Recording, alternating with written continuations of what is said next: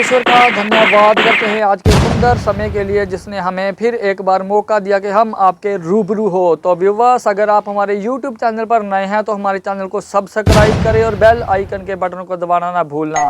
हर बार की तरह इस बार भी मैं आपके लिए लेकर आया हूँ एक ज़बरदस्त कलेक्शन जो आप अपने मोबाइल स्क्रीन पर देख रहे हैं। तो देरी ना करते हुए चलते हैं वर्ड ऑफ गॉड की ओर। Let's go. निर्गमन 12 उसकी 5 से 12 आयत। ये उस समय की बात है जब मूसा को परमेश्वर ने कहा, मूसा मेरे लोगों को ले जा और इन्हें मिस्र से आजाद कर। पहले मूसा माना नहीं, फिर एंड में मान गया और वहां पे गया। इमेजिन करो, बाइबल में मैं आज परमेश्वर ने मुझ पे प्रकट किया अभी राइट नाउ ऑफिस में कि क्यों परमेश्वर ने इतने चमत्कार उस राजे को, फिरौन को दिखाए। पहले सांप का, लाठी का सांप बन जाना, हाथ कोड़ी हो जाना, नदी का लहू पानी बना देना, पानी लहू बना देना, मेंढकों का निकल के आना, टिड्डियों का निकल के आना, डांसों का निकल के आना, फफोलों का, फोड़ों का पशुओं के ऊपर निकलना, आसमान से बर्फ और आग इकट्ठे बरसना। इस तरह के कई तरह के परमेश्वर ने चमत्कार उनको दिखाए। मालूम है क्यों दिखाए? परमेश्वर 2-4 दिखा सकता था, लेकिन इतने मिरेकल परमेश्वर ने फिरौन को क्यों दिखाए? और बाइबल कहती है बार बार फिरौन के मन को कठोर परमेश्वर कर देता था। हर बार वो चमत्कार देख के बोलता था, हाँ मैं अब की बार इन लोगों को आजाद कर दूंगा। और जैसे ही फिर से वो हटती थी बीमारी, बोलता कि नहीं, इनको मैं आजाद नहीं करूंगा। जानबूझ के उनके मनों को कठोर कर दिया। कारण पता क्या था? कारण था डिलीवरेंस। कारण था परमेश्वर अपने लोगों को आजाद करना चाहता था। आप बोलोगे ये कैसे? परमेश्वर ने कहा मूसा इन लोगों को बोल, 5 आयत में लिखा तो, कि एक मेमना लेना है। तुम्हारा मेमना निर्दोष और 1 वर्ष का नर हो, यानी मेल हो। चाहे भेड़ों में से लेना, चाहे बकरियों में से लेना, और महीने के 14वें दिन तक उसे रख छोड़ना। और गोधूलि यानी शाम के समय इजराइल की सारी मंडली के लोग उसे बलि करना। उसके लहू में से कुछ लेकर जिस घरों के लोग मेमने को खाएंगे उनके द्वार के दोनों अलंगों और चौखट के सिरों पर लगा देना। उसके मांस को उसी रात आग में भूनकर अखमीरी रोटी और कड़वे साग पात के साथ खाना। जो लोग जिनको परमेश्वर ने अब छुड़ाना था, परमेश्वर ने कहा मैं तुम्हें छुड़ाने के लिए तैयार हूं। अब तुम एक मेमना लोगे और उस मेमने को तुम 1 वर्ष का मेमना लोगे और उस मेमने को शाम को कुर्बान करोगे और उसे खाओगे। अगर परमेश्वर बहुत सारे चमत्कार राजा फिरौन के ऊपर ना दिखाता, मैं आपको गारंटी देता हूं कि इस रीति और इस रस्म में जो सारे इजरायली शामिल हुए थे उनमें से 50% मिस हो जाते। परमेश्वर ने इतने मिरेकल्स दिखाए, इतने मिरेकल्स दिखाए, इतने मिरेकल्स दिखाए कि उनको मालूम था कि अगर परमेश्वर कहता है कि तुम इस बकरे को खाने से आजाद हो जाओगे तो ऐसा होगा। क्यों? क्योंकि हमने ओलों के साथ आग बरसती देखी है। हमने देखा जब अंधेरा हुआ तो हमारी बस्ती में अंधेरा नहीं हुआ, लेकिन पूरे मिस्र में अंधेरा हो गया। जब उसने कहा कि ओले बरसेंगे और तुम्हारे पशु मर जाएंगे, वो सामने वो मोहल्ले के सारे पशु मर गए, लेकिन इस मोहल्ले जहां इजरायली रहते थे एक भी पशु नहीं मरा। उन्होंने अनकाउंटेबल मिरेकल्स को देखा। उन्हें मालूम था कि मूसा सच्चा दास है और यहोवा सच्चा परमेश्वर है, और जो ये कहेगा वो होगा। और तब मुझे समझ आया कि क्यों परमेश्वर ने इतने मिरेकल्स दिखाए और बार बार राजा के मन को कठोर किया। क्योंकि परमेश्वर को मालूम था कि अगर मैं एकदम से इनको बोलूंगा कि सारे जने मेमना खाओ, उस रात बहुत से लोग दारू पीने में चले जाएंगे। बहुत से लोग बोले ये क्या बकवास कर रहा है मूसा, ये क्या मेमना शेमना खाने के लिए बोल रहा है, हम नहीं आएंगे। और जो बिलीव करते वो छूट जाते और आधे पीछे रह जाते। उनके मनों को तैयार करने के लिए परमेश्वर ने कितने मिरेकल्स मिस्र में दिखाए। पानी का लहू बनना आसान बात नहीं। मिस्र देश के 97% पॉपुलेशन उस पानी पे निर्भर करती है आज भी।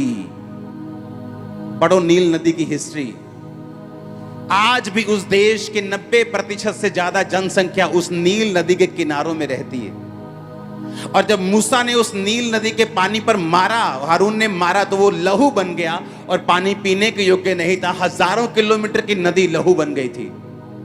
इतने बड़े बड़े चमत्कार देखने के बाद उनको मालूम था कि अब अगर परमेश्वर कुछ कहता है उसमें सेंस भी है और उसमें छुटकारा भी है। आमीन।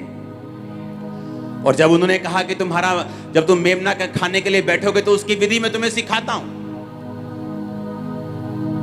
हमें लगता है परमेश्वर हमें मांस खाने के लिए कह रहे हैं, ऐसा नहीं है।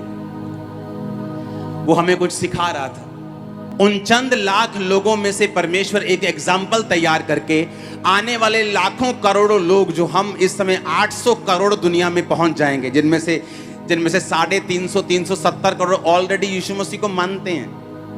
परमेश्वर को करोड़ों लोगों की चिंता थी जो आज हम हैं, ताकि उस एग्जाम्पल से परमेश्वर हमें छुटकारे का तरीका बता सके। समझ आ रही है कि नहीं? अब मूसा ने कहा कि तुम्हारा मेमना 1 साल का हो,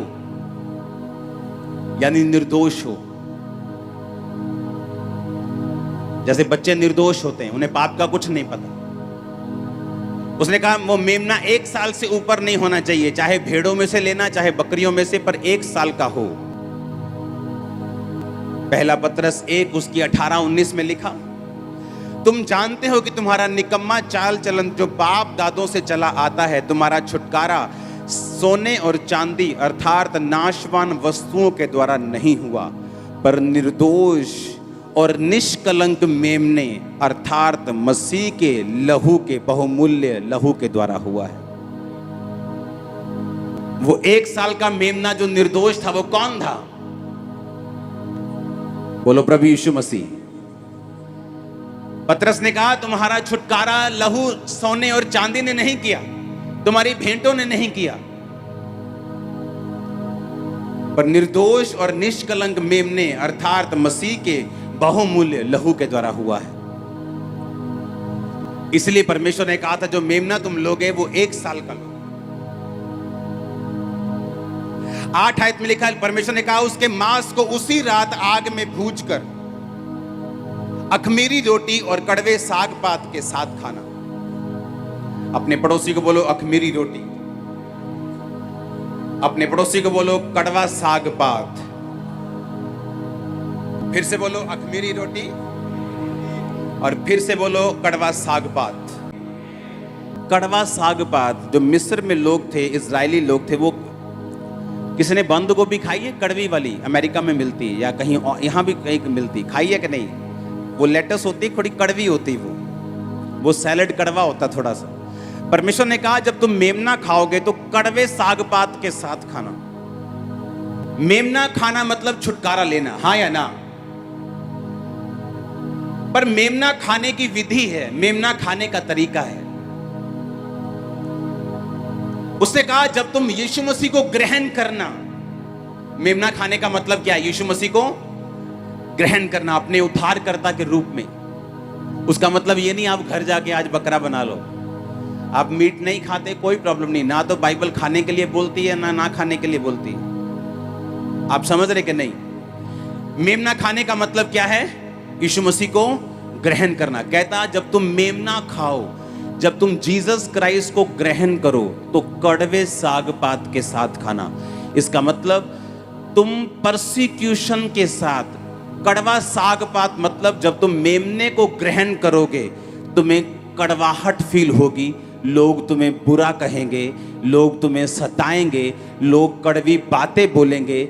तुम अगर कड़वे साग पात के साथ मेमना नहीं खाओगे तो तुमने विधि को पूरा नहीं किया है। Thank you Jesus. परमेश्वर का धन्यवाद करते हैं आज के सुंदर समय के लिए जिसने हमें समा दिया था कि हम उसके पवित्र वचन को सुने। तो व्यूअर्स, मुझे उम्मीद है कि ये वाली कलेक्शन भी आपको बेस्ट लगी होगी और आपने अपने आप को भरा होगा। तो व्यूअर्स, देरी ना करते हुए मिलते हैं नेक्स्ट वीडियो में। मैं तब तक अपने आप को और आपको परमेश्वर की ग्रेस में छोड़ता हूँ। सबको जय मसीह।